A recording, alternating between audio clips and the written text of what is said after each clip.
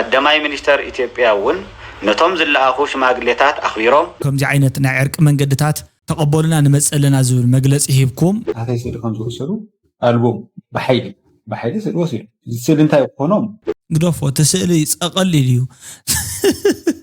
ناتكا حجراوي نت مسلك كايلون ألنا والت حجر تسألي تجاريو إنها تتعرف إيزوع نيرو نسوني فقرة عدد المصل نيرو ألنا والت حجر بشم نتصمدو سلا زي تقبله زي كونس سلازي وصيخا كنغركا ترد بلا ملتي أم على الفل بعشرات اللعن مكينة قاطلة تدفع مكينة سلازي دارفكو تحديقا سكالاترن كالي كيميكال نحسكادو فقدو شناطرو نايسغدنا يصمبلا تخورات قالي توهون معتنا غريز قبر زلو إيرتاويان حواتنا ندحري صانحونهم كن يلاخفون مو دق تبعتي عين تصرف يا كوتا ملختي سلام طعنها بلي كما ياللخم كما يتقنيو كبراتن فتواتن تخاتلتي شدن رياكتس وان أنا بوجني أجزي أبيهري مسجن سلام عليكم نسخاتكمون كم زخماي كم تلو بعد ملء تسفاي أبصرحكم أصالته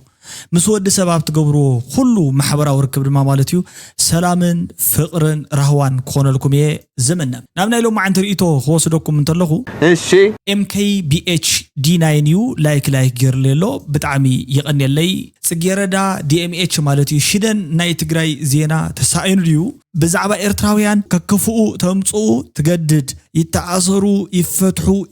إرتراويان يو مجمرتها نتجارو دمتي كن بخللك كراع إلى تنلا مالتي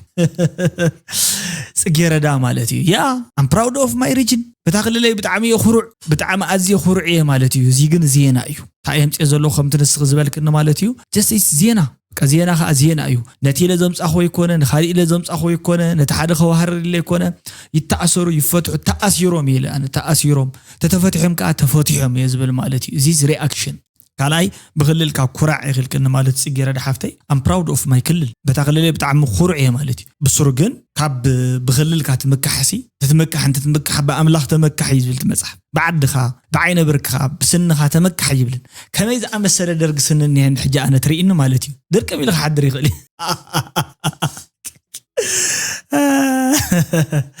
هذا عبا سغرام استغال حصور نابلكم خمزي باج أخم لسنة مالتيو تخلى سنبت برها مع بالميديا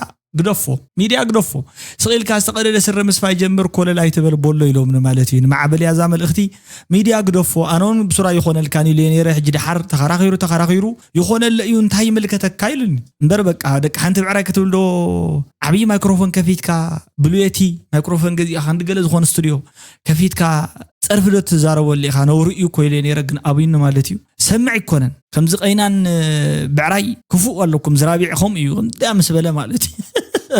أبراهام هايلو شدناوي بلوم صار خدعتي لنا مالتي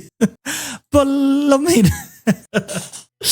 داويت يقني لي والتيو داويت انا شعبي قيلاتات كبالعو جميرو مالو يلو مالو مالتي بوب علمهم جميرو بايزوي انا خبالعن زي كبالعن ابيون لو من يغنت تبالعن الى مسرح اذا قارص ايكونكم قال ايكا اقازلو زربا حيسكم منعو صمدو ولا يخون حرشا ولا يخون ولا مأسار ولا يخون اسرو ولا بلو بزي يقدس لفنت ولا بلو صبوق خون خلالو سلاماوي اكايدا خلونا خلالو ማለት ሰላም ወካይዳ خبلكم كلكم نسالታት ፕሮቮክስ ገብሩ ዘርባታት ገዲፍና ነቶም ሼር ዲቨሎፕመንት ዝበሃሉ ሓበርና ንዓብየሎም ነገራት ናይ ኢኮኖሚ ኢንተግሬሽን ምትሕዋሳት ገለገላ አውታት እንተነትብ አፈጥራ ብስራሕቲ ሓደ መንእሰይ ከም ዝኸማይ እንድሕር ዳ ዝኾነ ካብ ስመራ ወይ ካብ ኤርትራ ካብ ዝኾነ ይኹን ኩርናዕ ማለት እዩ ናይ ኤርትራ ዝኾነ ምህዞ እንቶም ሂዙ ኣነ ዝጥቀመላህ ትከውን ኣነ እንተ ሜዚያኖስ ዝጥቀመላህ ኸውን ከምቶም መንእሰይ ንሓልሞን ንደልዩን ከምኡ ዳ እምበር እዚ ዝኣረገ ናይ ቀደም ዘረባ ብሓድሽ ለቆታ ገይርኩም ማለት እዩ መን እዩ ዝኣረገታ ይዝባል ዝኣረገ ለቆታ ገይሩ ሓድሽ ሜሰው ዝቋፅር ኢሉ መን እዩ ከም ቋፅርዎ በቃ ንሓ ብጣዕሚ ጸሊእና ከም ዘለላ ከም ዓይነት ዘረባታት ባይዘይ ክንነግረኩም ንደል እንዲና ግን ኣይተረድእኩም ይመስለን እምበር ብዙሕ ግዜ ኢና ነግረኩም በቃ እቲ ኩናት ወረኹይናት ባላት ጾምዶ ኮይኑ ባዕሉ ተኸምዚ ዝብል በቃ ቶም ቃላቶም ተርምታት ነው ባዕሉ ተደጋጊሞም ካብ ምንጋሮም ዝተላዕለ እሞ ከዓ حدا قال أو طمي كبرخ تدقاقي من تتزريبوكا خندينا إذا أكل كم زسكف كنا نقرأكم عين خلين مالتي بتعمي إذا سلكي ويتسبع جها مثل شايو كابزي تبقى سئ خردكم زدلي برأنا عايز خنا سب محبر سفلي خان مهرام ويكا معبل وينو تفليس تعنا أنت تزاريون معبل هاي تنكفون بيكزن أبنت نبابا رجع إن حرد أقصاب حماق زي تزاربه حماق تزارب تجميري خشوع تزارب وانبر زي زارب رئي خاص إلكا بزخنا كاب كناجريا مسؤول كاب إرترا مسؤول إلكا تزارب ولو مخنيات كله يبولون كم عينة برينسيبل ويك أمريكا أنا ميديا مر هيكون المالتي زولا جن كم زلوا كوت عن كوت النوالي أمت ويم سوات مش كوت عن كوت غيرنا هنقمت نغيل نازي مثلنا ميديا أيو فيريوزي. Welcome to Shitten Reacts 1. حرايسكي ناب بصوبنا هنكيدنا مالتي سلام دليا سعباون زتخوركم اب تግራይን اب ملع ዓለምን ትርከው ህዝብ ትግራይ زتخوركم اب ኢትዮጵያ ትርከው ኤምባሲታትን ዓለም ለኸ ትካላትን ህዝብ ትግራይ ካብ ዝሓለፉ 5 ዓመታት መንግስቲ ኢትዮጵያ ምስ መላፍንቱ ሓይልታት ብዘውረደሉ ወታደራዊ ኢኮኖሚያዊ መጥቃዕቲ ኣብ ከቢድ ስቃይ ዝርከብ ህዝቢ ምዃኑ ዓለም ዝፈልጦ ሓቂ እዩ እዚ ከምዚ እናሃለወ ህዝቢ ትግራይ ብፍላይ ድማ ካብ መረበቱ ዝተፈናቀለ ህዝብና ናብ መረበቱ ብዘይ መምላሱ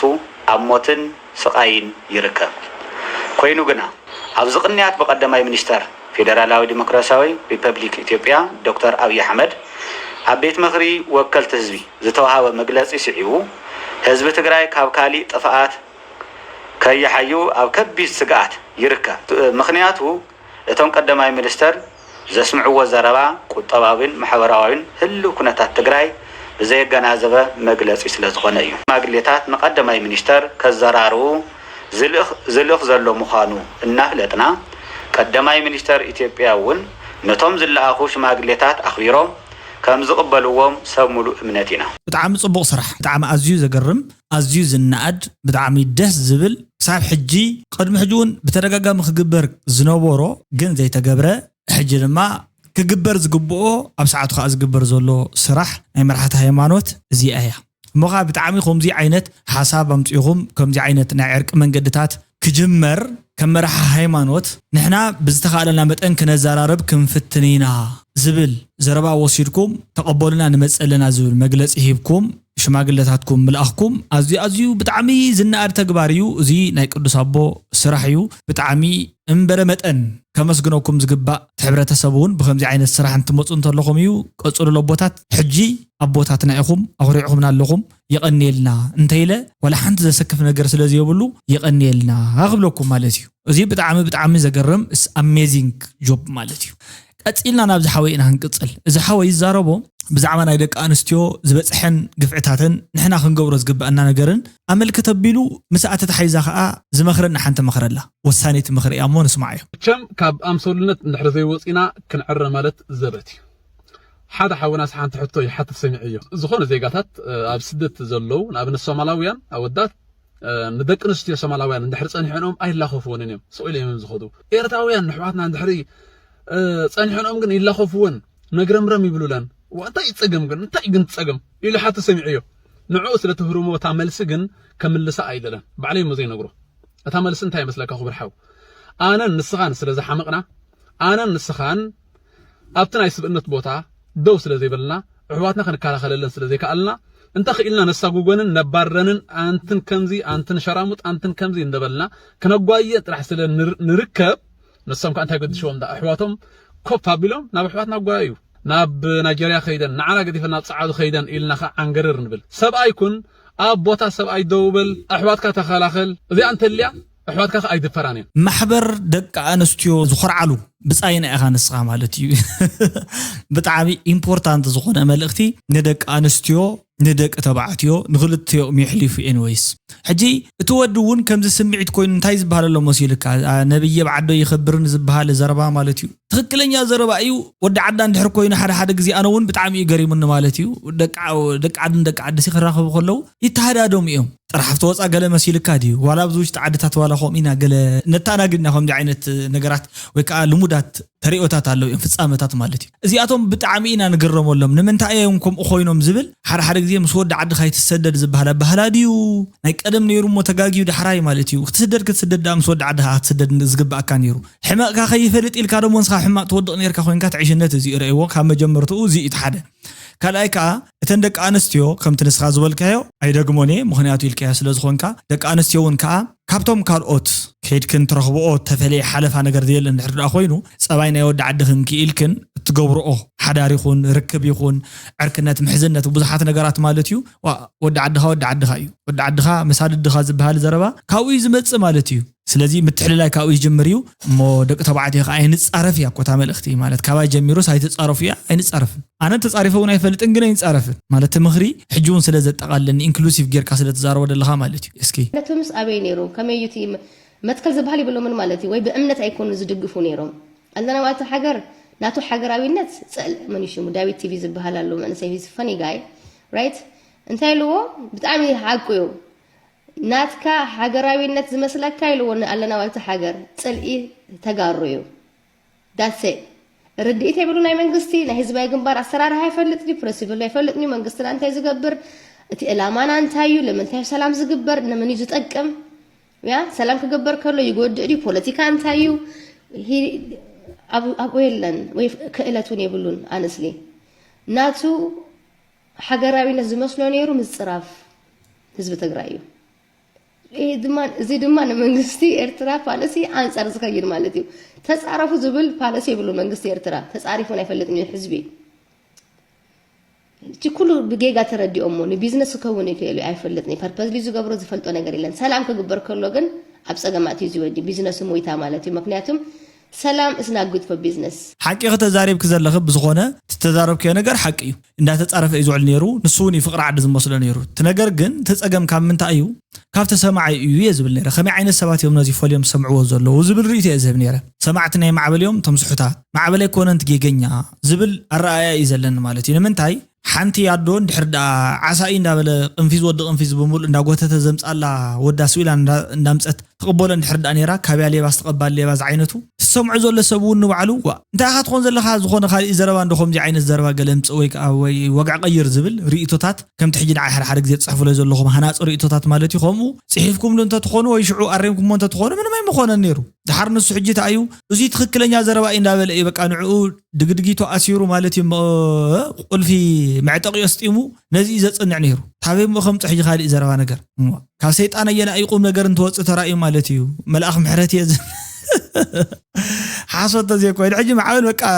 በሓንተ ለይትስ ቅዱስ ክኾነልኩም ጽቦይ ዘለኹም እዚ ገና እዩ ክመሃር ኣለዎ ብስሩን ትሚድያ ከም በሓድሽ ማለት እዩ ክልስ ሓሳቡ ተረዲኡ ተመሊሱ ምናልባት እንድሕርዳ ተረዲኡ ወከም በሓድሽ ዘይቅየር ሰብ ይህሉን ይቅየረሉ ይኸውን ኢለ ይግምት ማለት አይ አው ይቅጽል እንድሕሪሉ ስታግናንት ብዝኾነ ኔቸር ግን ቅጽል ይኽእል እዩ ብዝኾነ ህዝብ ማይ ድማ ንእንዳ ጸጥታ ምሕላፍ ከሊእሞም ሓንቲ ካብተን ስእልታት ዝተወሰዳ ኣብዚ ኣንትልኩም ስድራይ ተኣሲሮም እዮም ፎቶታት እውን ወሲዶም እዮም ይል ዝጠርዕ ዘሎ ካብ እስመራ እንዳጸጥታ ይላንስና ኢሎም ካብ እስመራ ዝኸዱ ቶዮታ ሒዞም ድሕሪኡ ነቦያ በሓደ ባር ከም ዘእትውዎ ህዝቢ ምሕላፍ ከም ዝኸሉ እዚ ማይ ድማ ግልብጥ ኢሉ ሕላፍ ከሊእዎም ስእልታት ከም ዝወሰደ ታታይ ስእሊ ከም ዝወሰዱ ኣልቦም ብሓይሊ ስእሊ ወሲዱ ስእሊ እንታይ ኮኖም I don't know ወደ 15 ዝነበርኩ ግዜ እዩ ንምንታይ ወሲዶሞ we don't know ግዶፎ ተስእሊ ጸቀል እዩ ሳዋ ሽኮሪዮ ክጽልየሉ ዓዳለ ተነብር አቦና ኣዝጎራን በቃ ያለው ቀደም ይኮ ይብለካ ኣለኹ ቀደም ይኻ ዘለኻ እንስኻ ብሱር ቀደም ይኹም ዘለኹም ዋላ ታወድ ግደፍ ዋላቶም ናይ ጸጥታ ኣካላት ተሎም ዘለኻ ትፈትሒታ ግብር ሊኦም ወሲዶም ምስክናይ ብሓቅስ ሕስቦ ኢማጂን እስኪ 5 ደቂቃ አሜዚንግ ኣርባዕተ ስእልናተይ ሓንቲ ኻምስ ፋሚሊ ከም ዝወሰዱ ገና ዘርጊሕ ሞሪማ ይዝርግሑ ወና ይፈለ ትሪ ዘርጊሕ ሞ ዝርግሑ ወኸልዮም ታለግን ነቲ ገዛን ሃና ከይተረፈ ተመቲሩ መቲሮም ኸይዶም ህዝብኻ ምሕላፍ ከልይዎ ሽሙ ተወሰ ዘይደሊ ሓደ ካብቶም ናይ ዓበይቲ እዮም እንደፉ ኣፈሪሙ ይሕልፉ ወላ እንደፉ ካፈለ በዓል ኢሉ ኣፈኒው ህዝብ ግን ከልይዎ እዚ ተገይሩ ሕጂ the point is ሰብ ኩርዶ ደላለ ዛ ስእሊ እንድሕር ኣብዚ እንድሕር ተበፂሓ ኔትወርክ ምሕጂኻ ፈኪር ነይሩ እዩ ገሞላ እንተዳይና ሓለፍቲ ዓበይቲ ሓለፍቲ ሕጂ ትዛረብ ስለ ዝበሉ ነበር ክዛረብ አይደለኒ እዚ ግን ነዚ ጽምዶ ዘይቅበሎ ተኾይደስ ጋብዚ ክንከይና ኢሉ ይገብሩዋ ካለው ዲ ኣነ በዚ ንድሕሪት ኣይምለስኒ ክገብሩ ተደልዮም ክገብሩ ክልኦም ኣብ ሎሙ በፂሑ መንግስቲ ኤርትራ ኣብዚ ብዙሓት ተቃወምቲ ኣለዉ ተቃወምቲ ኢና ድብሉ ነፍሶም መዓት ሪዝን መዓት ገበን ክሕደት ድገብሩ አዲስ አበባ ከይደሞ ወዓሉ ትግራይ ከይደሞ ወዓሉ ትግራይ ምጣዓም ተኣበበ ምን አዲስ አበባ ገዱ ከአዲስ አበባ ተኸዱ ኣብዛ አውሮፓ አንገለን መንግስትን ሃገርን ህዝብን ኤርትራ ክኸሱ ዝውዕሉ መንግስቲ ኤርትራ ዓለይታው ህልቂት ገይሩ ብዙሕ ክስታት ዝገብሩ ንሰምዕ ንርኢ ኢና ስድሮም እንታይ ኮይኖም ተኣሰሩ ወለዶም እንታይ ኮይኖም ኣብ ኤርትራ ይእሰሩ ወለዱ ኮለዎም ኣቦና አይና እዩ ዝኸፍእ ማዕበል ዝገበሮ ጌጋ ድኸፍእ እሳቶም ዝገበሮ ጌጋ بدرجة جيجاترينا أنا معبل ولا سأم فلتوت يلكون كتحلفوا تغلق زي وردف دف زرواتات مالك لو معلتي يعدموكم علىهم كلهم صباح بتخكات عدس أنها مغنيات علنا والتهجر بشم نسأمدرو سلزي تقبله زي كونس إن حدا عمل جميرو بزجورو جبنات مش منجست إرتاحهم تقايمن قدايو بوزح بخبيد نجردما عبيت فرد خيتها عن منجستي قصة مسريت اللهم زلوا نغتفلتو صباح مسمر تعطاتو خنقربلكم هنا سلازي مالتكم يغورون يوم قدم حجي غندي دير لنا كالي غلغل يزبل زلو مالتي حبابا يزفتن زلو ندعي اسكي كتنكفهم زخل اكال يله مسي ارحيقو زطمت كم مسري كم معل مايك كم بعل بزو حسابات مزيوم تردادا بلو تزي كوينو بلكالو تقص يتخون سبا يكون ترربل تقبرو دلخا نغرات وسينكا اذن اندوبلو تاي كم صدي من تاي كم صدي تاي قبرك يخل سبسن تاي قبرك يخل ولا حنت نجر كقبرك يكلني ترر اندحري الكابلك كالو حزب إيرترا لك كالو دندان حزبي قلت غيرنا عن نجركم سلازي وصيخا كنجركا ترر دبله ملتي ام على الفل كنز انا ندي نبوين بلك كالو كتنكفهم زخل اكال يله قلت غيرنا نجركا كتنكفهم زخل عافهم كتنكفهم دخل اكال يله واين تايس سلازغو تايس سلاز قبرو تزيهلو خند هيوت من اساي تግራይ ململم يزبل زلو تزيهلو ማለት بسنكو يزي لملم يزبل انا ኳ قبرو فانو مالتيو بتعم دس ካብ ዙል ደርፍታ ዝደረፈ ጽባዓት ነገራት ካብ ዝሰርሐ ከም ትዝሎ ዘለዎም ብዙሕ ነገር ከም ዝሕለፈ እዩ ሓንቲ መወዳእታ ግን ኣነ ዲ ተጋጊየ ዋላ ነሲ ተጋጊየ ይፈልጥን بعشرات خفت መኪና ሒዞ ወጽየ اسمعي دحን بصرم ተሰሚዕና ኢና ክንሪዮ بعشرات العالم مكينة حيدة وفيرة تقاطيلة دفيقات العال مكينة من قستيبني دحراي مكيم أنا كواي خالي تحساسات اللي سناي كشرفكم الزود زي دعوه مالت لو تأيد لأن مالت يكونن كمان نمسف كمان نمتقرأي أنا لو تيدلي استقال صول لا ما لو تريح ما تيدلي كندما تلوت إمام قدو سلازي ترد النديو وي كما يو إذا عاد ذي عقل بزخونه يكون ملكي دوما ذي بالليل بجات بالليل بعشرات العالم مكينة قاطلة تدفع مكينة أو قواعي ود سلاز درافكو مكينة تحديقة سلاز درافكو تحديقة بعشرات العالم مكينة أتقاطلاتني 10 من 10 خسرح زخولو انجنيراتن مناقسياتن طفيو بس حاطين زوارا در يكون افتر اول بسرو معات ነገር يحالفو ግን ሰብ ተዘዝወጽሑ ጉድኣት ወሲዱ ታናቱ ጉድኣት خردع ዝኽእል ታይ ኮይኒ ንሱን ስለ ዝደረፍኩ እትሓዲገ ይዝብልታ መኪና ማለት ይፈልጣ ኣነ ሓንጸላ መኪና ነራታ አጋጣሚ ኮይኑ ረኺበ ነይረ ጽብቕት ከምዚ ታይ ትበሃል መኪና ዘላሞ ዝኾነ ጽብቕቲ መኪና ነራቶ ብጣዕሚ ፍሊ ዝበለት ያ ኣብቲ ከባቢናውን ካብ ዝነበራ መኪና ፍሊት ስለ ዝነበረ ተጋጣሚ ሪኢና ኢና ድሕራይ ከዓ ንሱ ምዃኑ ገለ ዘኪረ ማለት እዩ ዝኾነ እዋን ረኺበ ኣብሽረ بزخونه قبرو دس بحال سبيو نحرد أب سلام كتوله خلها جلز عينته جلو شعون حاتيتنا حد وقعتهاتون جلو قعين تنقل عوزنا برنا خباب مالتيو صبغ زخون عينت أتحسس بعضلو عين السبيب با مالت أي كرعن أي عبين جلز عينتكم سيلنا نحنا شو مالتي حجيجن من هالبات بزحات من أسي 10 زلوا مكينة موقدفة اقرن إيدن الساعة خمس زلوا كتذكريه مالت أنا من هالبات تجاجي خووني خليه نعهوي جبك خمسة نسخات ولا زلها جن حلفها اللي خون قالوا زقبوا سباتني رميهم بصور زي تجبوا ترح زي كونس ولا تجبوا مقدفو خندي نجر كوينهم قريفوا مزلوا خبلك كايل خندي نجر وتحوهم زلوا سو ندحر نسخون بخمسين بتاع 10 زلوا مكينة تدفع زي بقولوا بصور تقليلهم سيلات قاتيلة ولا جار زيتها تاهاتولو مالتي عجزي نعدنا زول حلف زلف ولا يتردد أنا نزبل أبكم دي عينة وقع أنت مسؤول تلاقيه محزنة يبون كأني مالتي الشعب يكون فانو تسميتك نعنا زورس حيلي مسؤولين أسمر يكذبون إلى أنا متى أسمر سيكذبني زيو دمبي ክፈልጦ ዘለዎ ህዝቢ ትግራይ ኣስመራ ዘይኮነስ ምስ ፌደራል ምስ ሕብረት ኣፍሪቃ ምስ ዓለማት ተዘራሪቦም ዝተወደአ ነገር እዚኣ ከይትትግበር እዚኣ እንተተተግቢራ ተሓለቕት እዮም ተም ከፍ ኢሎም ዘለዉ ኩሎም ዝጀሃሩ ዘለዉ መዚያ ክንኣቱ ኢና ከም እዮም ገብሪ ሓሶት እዩ ፍጹም ምዕራብ ይኣቱ ናብ ሓራ መሬት ይመፁን ይፍለጡ እዮም በዓል መን ኮይኖም እዮም ከምኡ ዝገብሩ ኣይከኣልን ከመይ ጌርና እንታይ ከም ንገብራ ግደፉ ትጋገየለኹም ኢልናዮም ክሰምዑ ኣይከኣሉን ኣነ እኮ ወርሒ ተቐሚጠ እየ ገዛይ ከይደ ንዓስቲ ክንረኣዳ ኢሎም ንኸይደ ታገሩ ኣሓው እስካባተርን ካሊእ ኬሚካል ንሒዝካ ዶ ፍቕዶ ሸናጥሮ ናይ ኣስገደ ናይ ፅምብላ ናይ ኣድያው መሬት ይሕረሰሉ ኣብ ሽረ ዝኒሄው ድማ በዓል ገረመድህን ዝበሃል ድማ ጥፊኦም ዓዲ ብጣዕሚ ዝገርም ጥፊኦማ ወሪሮም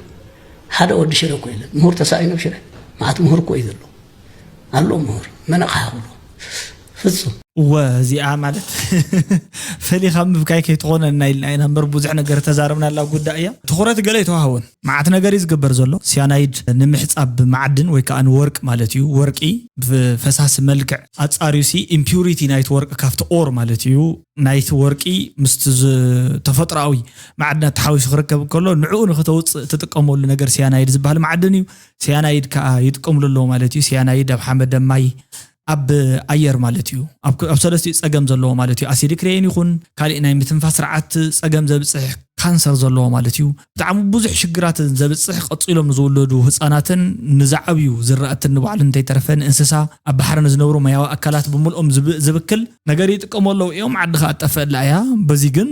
ምናልባት ሕጂ ዝርከብ ዘሎ ወርቂ ካብቲ ቀፂሉ ዝመፅ ዘሎ ጀነሬሽን ይበልፅ ኢልኩም ንዓና እንድሕር ኣስዒርኩምና ኢትስ ኦኬ ኢልና ብሓሳብ ማለት እዩ ተሳዒርና ሊኢና ማለት እዩ እምበር ተንስዓር ነርና ጠጠው ክብል ነይሩ ግን ስለ ንስዓረሉ ዘለና ብሓሳብ እውን ካልኦት ሰባት ኣሚኖምና እንተይኮኑስ ብሓይሊ ስለ ዝኸድዎ ዘለዉ ዝዓይነቱ ማለት እዩ ከምዚ ዓይነት ስራሕቲ ይሰርሑ እዮም ትክክል እዩ ሰብኣይ ዝዛረቦ ዘሎ ተኻሊእ እዩ ዘሎ ትናይ ኣብ ውሽጦም ዘሎ ማለት እዩ ዘሎ